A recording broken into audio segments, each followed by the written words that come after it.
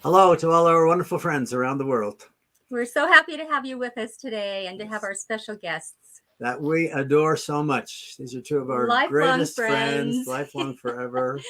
Oh, thank Brian was you actually so my much. roommate at BYU, and before that, we worked together forever in high school. Yes. I know he looks much younger than I do, but that's the way it is.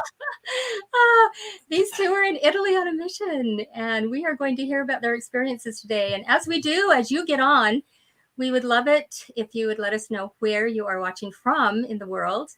And any comments and questions, please just throw them in. And we will get back to them after the broadcast is over. Yes. And respond to you for sure. So these two are just true disciples of Christ. And for them to spend a minute with us today is a true privilege and blessing.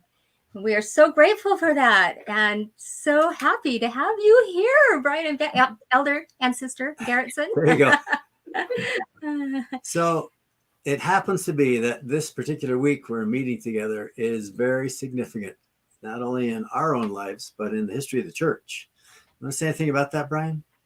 I would love to. This week is especially significant for the beginning of the gathering of Israel, which is what this program is all about, and the efforts of the Andersons. Moroni appeared to Joseph Smith the night of September 21st and the day of the 22nd. That day, Moroni finally delivered. The date that the Moroni finally delivered the plates was September 22nd, which is also known as the Feast of the Trumpets, and celebrating the final harvest when God commanded Israel to commence the gathering. In 3 Nephi 21, the Savior declared that the coming forth of the Book of Mormon was the sign that the final gathering had begun. And so it's no coincidence. There's a wonderful article yesterday in Meridian Magazine by Jeff Marsh that the very book that would launch the final harvest of souls was delivered to the prophet Joseph Smith on the very day that Israel was commanded to celebrate the final harvest. So yes, this is no coincidence. Special week. Here we are. And I want to just give some introductory comments that we appreciate the wonderful work that the Andersons have done for years. Angela is known as Mrs. Family History, and she's made a mark throughout the church, and she's made so much impact on so many lives through Uztec and all I do every week in the Come Follow Me companion guide. I want Becky to just mention something from the Come Follow Me from this last week. As we were reading Isaiah chapter 43, verses 5 and 6, these two verses kind of reminded us of the gathering. It said, "Fear not, for I am with thee. I will bring thy seed from the east and gather thee from the west. I will say to the north, give up, and to the south, keep not back. Bring my sons from far and my daughters from the ends of the earth." And I thought, that's amazing. That's in this week's Come Follow Me study. And I just thought that really signifies the gathering. A verse in Isaiah 14, that was from Isaiah 43. A verse from Isaiah 14 from last week jumped out at me like I've never read it before. It reads, "For the Lord will have mercy on Jacob and will yet choose Israel and set them in their own land." And here's the part that really hit me. "And the strangers shall be joined with them, and they shall cleave to the house of Jacob." Now, Sunday, our ward has Nigerian converts, and many wards in Italy do. That's probably 80% of the baptisms that are occurring. And I said, this verse has great meaning for all of us here. I said, did any of you know about the gospel 20 years ago, 10 years ago, 5 years ago, even 1 year ago? I said, you were strangers, and you've been joined with the house of Israel. And one man, who we'll talk about in a while, said, well, we were Christians. I said, yes, but did you know about the fullness of the gospel? And he said, oh, I get it. No, and we went to the temple. He said, I see. And I said, and it reminds me of Ephesians 2, chapter 2, verse 19. He says, we were no more strangers and foreigners, but fellow citizens with the saints. And it just makes it exciting for the gathering to come alive through these verses, through Isaiah and through Ephesians. Oh, absolutely. And right now you are seeing modern day prophecies coming true right before your eyes, right?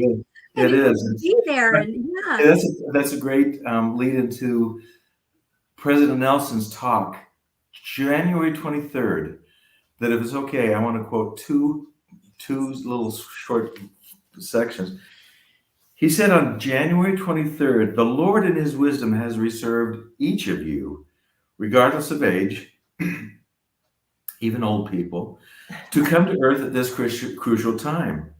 He placed you in Europe, or you could fill in any place there, because you have a mission to perform there.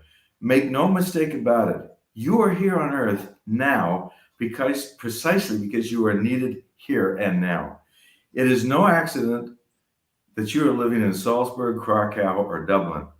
The Lord has never needed his faithful saints more than right now as he gathers scattered Israel in your area into this fold. And then he concluded with, I invite you to remember this truth.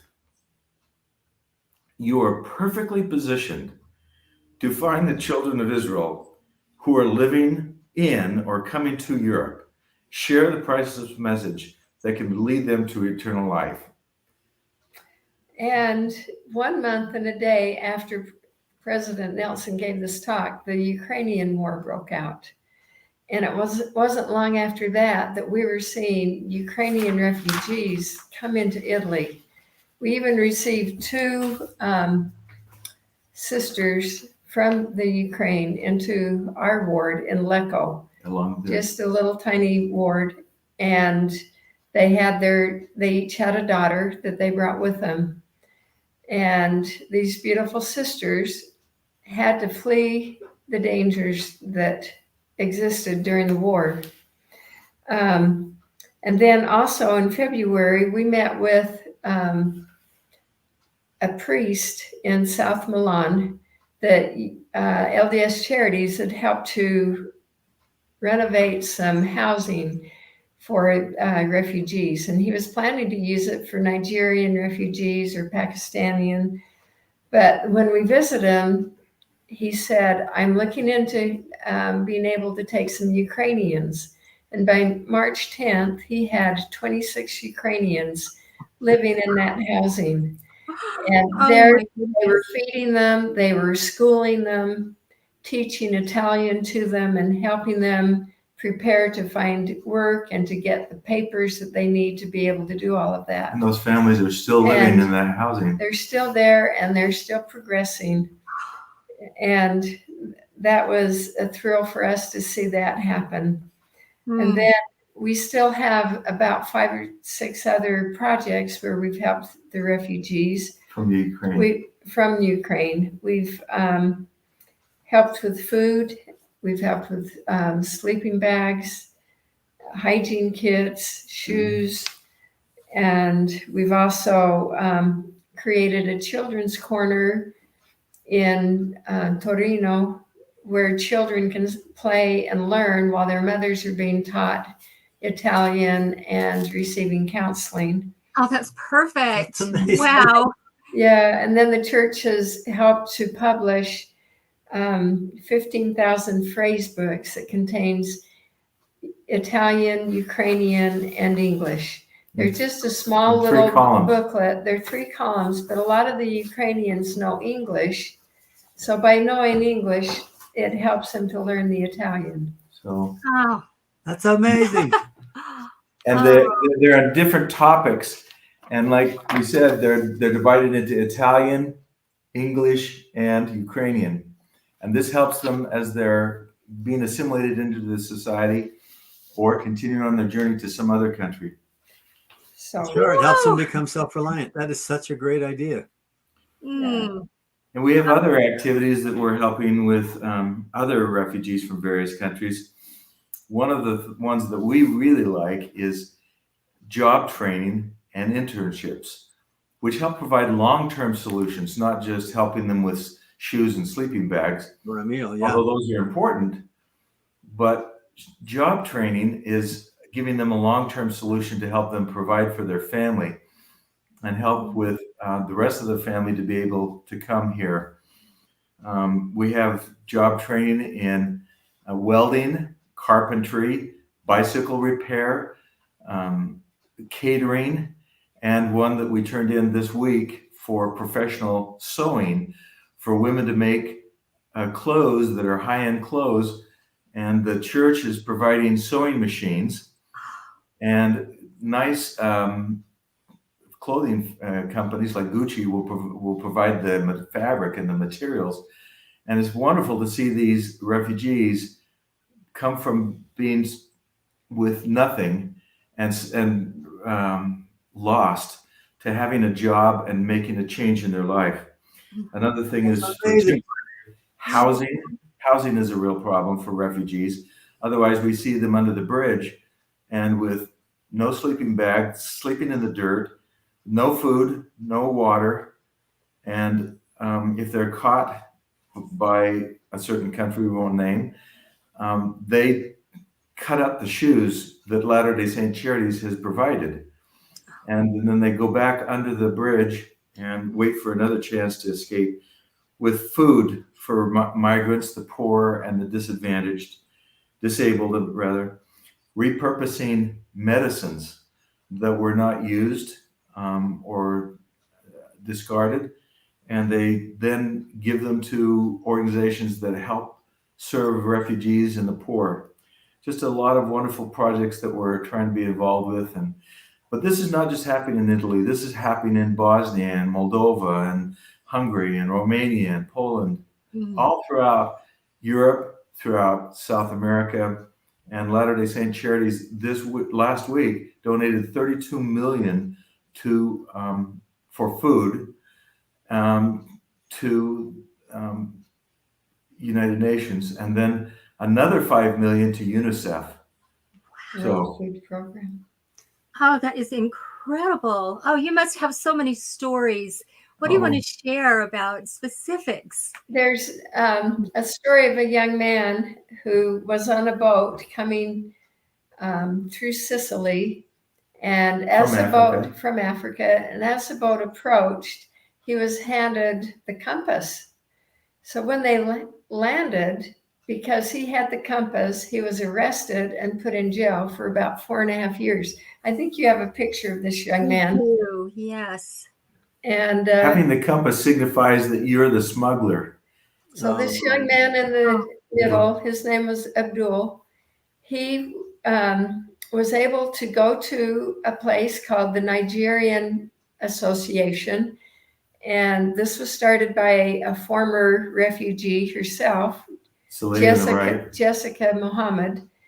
And she provided housing and food and helps these refugees get the paperwork and work so that they can get off on their own and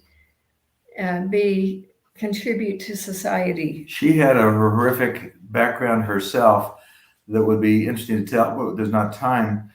And she had a dream of Christ, who she had no idea of being Muslim. She saw the missionaries wearing the name tag with the name Jesus Cristo, and she came running up to them, and they were nervous, not knowing what she wanted. And she asked them to tell them about Jesus Christ. She joined the church and just turned her life around. And she's now running this Nigerian Association in this building that was built in the 1400s. We met this Abdul the day he got out of jail after being in jail for 4.5 years. Many refugees have similar tough stories. Oh my goodness. One in central Italy, just north of Florence, or in Italy we call it Firenze. There's another priest who helps refugees from Nigeria, Colombia, Senegal, and elsewhere. And he has room for maybe 25 refugees, but because of his big heart, he takes in 175 to 200. He's put housing above the pews, which makes the church mad, the Catholic Church mad. He's put up tents in the parking lot, which the city made him take down. And 2 nights before we went there, back in the spring, this young man couldn't find a place to sleep because of the crowd, a number of refugees. So he crawled into a dumpster. The middle of the night, the garbage truck comes, lifts up the dumpster, empties it, and crushes it. And the man was killed. The young boy was killed. Yeah. So many hard stories. If you listen, like Sister Eubank says, listen to their stories. And one of the refugees we saw there had done a lot of artwork of his hands being tied on the boat or them crowded into the truck. And they've come from Central Africa or the Sub-Sahara and come on boats and come on trucks, and they're seeking a better life. And it's just amazing. And look at all the support and help they're getting from wonderful people. That's know. right. The bishop in our ward last spring asked us if we would help take some of the Nigerians, the converts who had never been to the temple to do baptisms for the dead, and one couple to receive their temple ordinances and to be sealed together as a family. They have a little daughter about a year and a half, 2 years old. This is Monday in Peace and little Jessica. And so for 4 months, we worked and planned to make this trip happen. And it was an amazing experience. We had about 12 to 15 Nigerians go with us. And Who had never been to the temple. they'd never been. And it was thrilling to them. It was quite the experience to get them there. Anyway. One of the amazing stories is just Monday in Peace arriving here in Italy. The situation in Nigeria was tough. And by the way, the data is put out by the church in the church news about 2 weeks ago showed that the church in Nigeria has grown from 110,000 10 years ago to 212,000 last year. Yeah. The fastest growing country in the world. Oh, In the church. In the the church. church. In the church. Yeah. I have no idea. Anyway, her brother, Peace's brother, had decided to come 3 months in advance of them. And en route, their ship capsized and everyone drowned, including her brother. And so they were nervous about coming themselves. And while en route, they encountered a nasty storm also.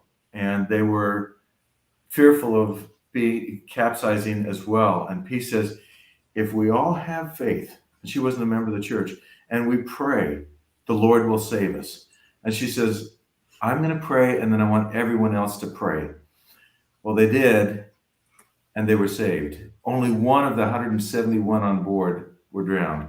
They lost all their personal belongings, their clothes, their documents, their food, but they made it. And a couple of years later, they learned about the church and joined the church. And then the miracle of them going to the temple. And it was a miracle that we got to the temple. We went on the day, August 15th, which is called The national holiday. it's a national holiday, Ferro Agosto, and everybody takes off work. Well, we had bought the tickets well in advance. We had told everyone, be there early, don't be late. We were all early in time for the train. 30 to 60 minutes early. And we were waiting. As we waited, our train was canceled. So then we had to take another train that was a slower train.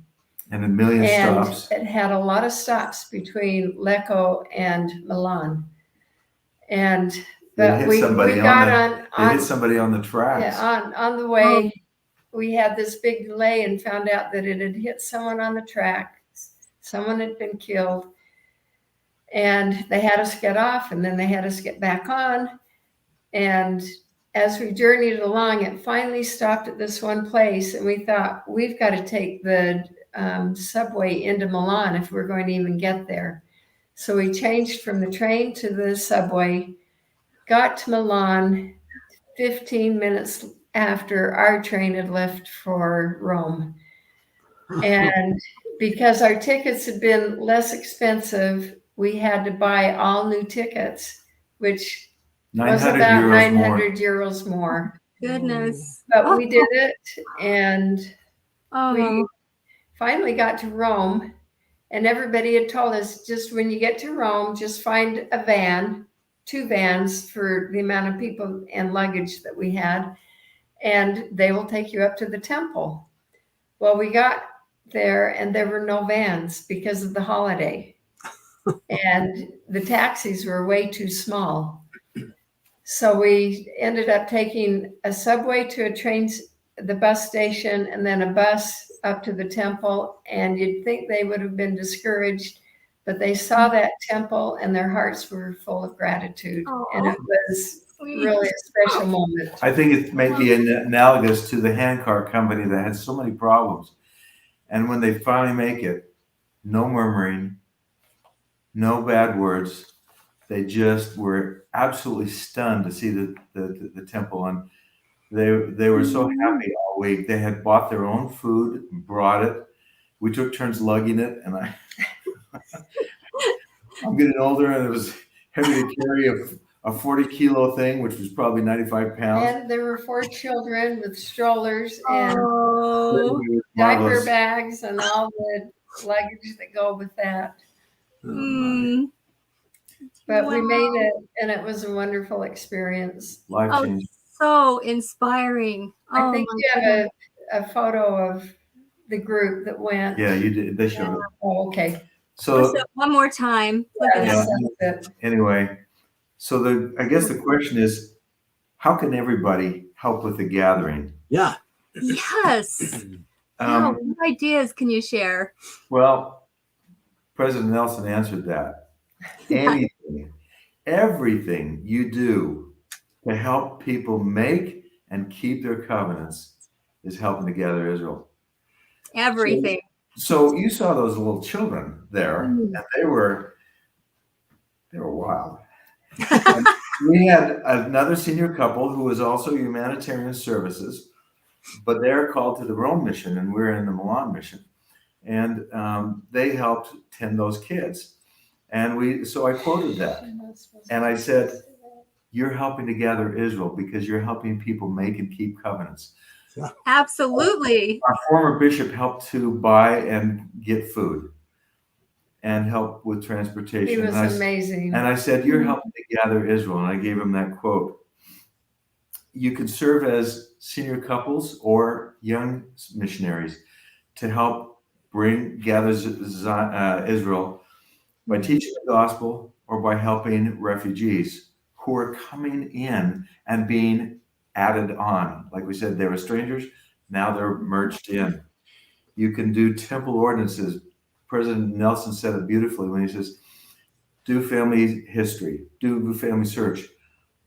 But that's not enough. You need to do the temple ordinances when you can and where you live.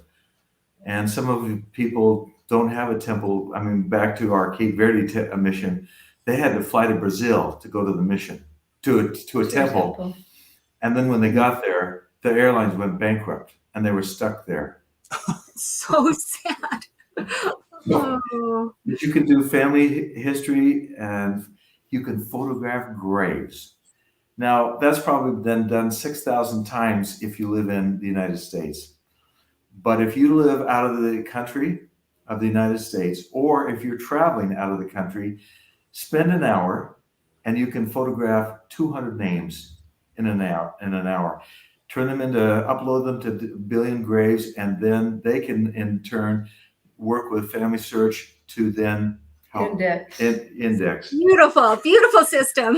And Yes. finally, the activities that you have done so well in highlighting in your On the Family History Guide. Yes. Do a plug for the Family History Guide, you guys.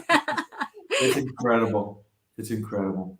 Yeah, and it really is. It's a free site. You can go just by typing in the Family History Guide into your browser, and it helps with any part of gathering, any part of family history, doing the research, and also making those connections with your ancestors and with living relatives. So check it out. But this And part she's talking talking, to children, to their Yes, this absolutely. part she's talking about is that what you were saying, some wonderful activities you can do every week with Come Follow Me to add family history in and the blessings. So Yeah, that's called Weekly Family History Activities, and it's on the Faiths tab in the Family History Guide. And it has There's little wonderful cards things around to and do. hand them out. Yeah. Is Yeah. there time to add a 40-second story or not? yes, you were talking about missionaries and how you can be young missionaries. Tell us about the sisters. Each week, we have a little devotional. And a couple weeks ago, the sisters in a town west of Geneva told a story that was just incredible. They told of a woman who had a dream. And in it, she said, this man that said he was a prophet told her that she should go to church. And she said she saw herself in a baptismal font with her boyfriend baptizing her. Her boyfriend was a less active member of the church. Well, as they were, a couple weeks later after her dream was 5 weeks ago, she was walking and going past a grocery store, and above the grocery store was this sign that says, Chiesa de Gesù Cristo de Santi da Ultimigiorni. And she says, that was the church in my dream. Oh, so sweet. So they went the next week. She walks in and she tells the sisters about the dream, which included seeing a prophet. So the sisters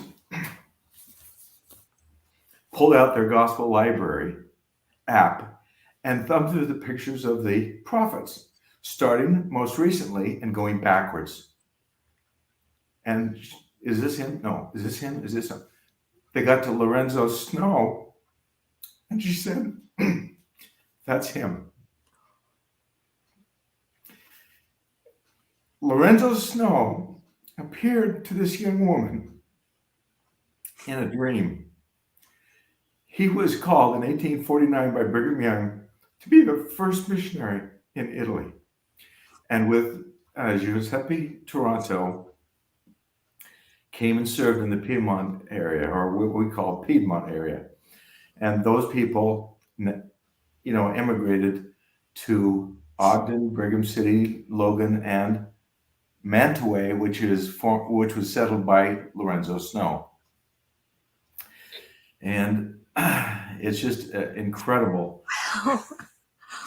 Oh, it's a beautiful story. And the new temple president is David Toronto, who is the great grandson of Giuseppe. Oh, that's incredible. Thank you for sharing that. Oh, we get so much help from your the other side of the veil stories. when we try to do our part on this side. It's amazing the miracles that happen as we're supported so much in our efforts. Thank you for allowing us to be here.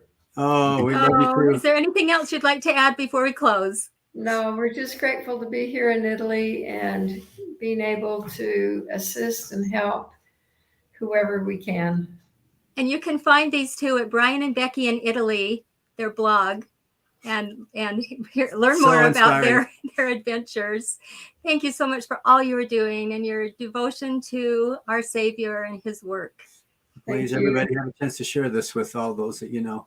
Yes. It's so inspiring, and may we all find ways to help gather Israel in this very significant time. Yes. Thank you so much. Thank you. Thanks for being with us. Ciao.